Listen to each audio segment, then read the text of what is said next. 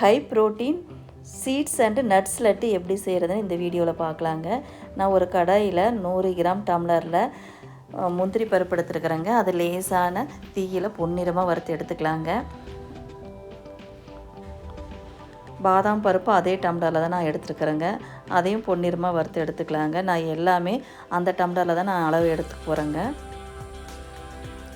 கருப்பு உலர்திராட்சைங்க, அதையும் வறுத்து எடுத்துக்கலாங்க. பிஸ்தா பருப்புங்க. இப்போ தாமரை விதை மட்டும் நான் 2 டம்ளர் போட்டிருக்குறேங்க. அதையும் வறுத்து எடுத்துக்கலாங்க.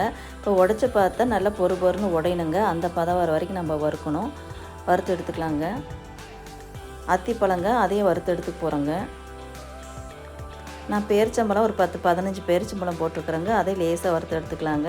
இப்போ நிலக்கடலையும் வறுத்து எடுத்துக்கலாங்க.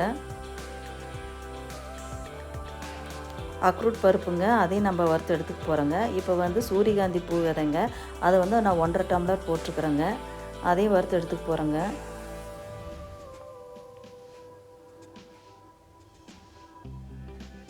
இப்போ வெள்ளரி பழம் விதைங்க, அதை 1.25 டம்ளர் நான் போட்டுக்க போகிறேங்க.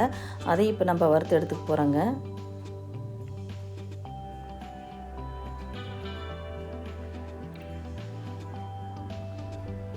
இப்போ பூசணி விதைங்க, அதையும் நான் 1.25 டம்ளர் அளவு எடுத்துருக்குறேங்க. அதையும் வறுத்து எடுத்துக்கலாங்க. அதாவது மீடியமான தீயில் தாங்க எல்லாமே வறுக்கணும். அப்போ தான் இந்த மாதிரி பொன்னிறமாக வறுத்து எடுத்து அரைக்கிறப்ப தாங்க நல்லா மணமாக வாசனையாக இருக்குங்க. இப்போ ஆளி விதைங்க, அதையும் நம்ம வறுத்து எடுத்துக்கலாங்க. பாருங்கள், இந்த படபடன்னு வெடிக்குது இல்லைங்க, அந்த பதத்தில் நம்ம இப்போ எடுத்து வச்சிடலாங்க. இப்போ எல்லாமே வறுத்து எடுத்து வச்சாச்சுங்க.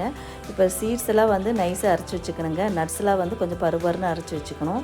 நான் பேரிச்சம்பழத்தை தனியாக அரைச்சி எடுத்து வச்சுக்கிட்டுங்க. இதில் நம்ம ஏலக்காயை நான் வாசனைக்காக போட்டிருக்கிறேங்க. நெய் 2 டேபிள் ஸ்பூன் போட்டிருக்கிறேங்க. இதில் சுகர் நான் எதுவும் சேர்க்கல. ஏன்னா சுகர் சேர்க்காதவே இது இனிப்பு கரெக்டாக இருக்குதுங்க.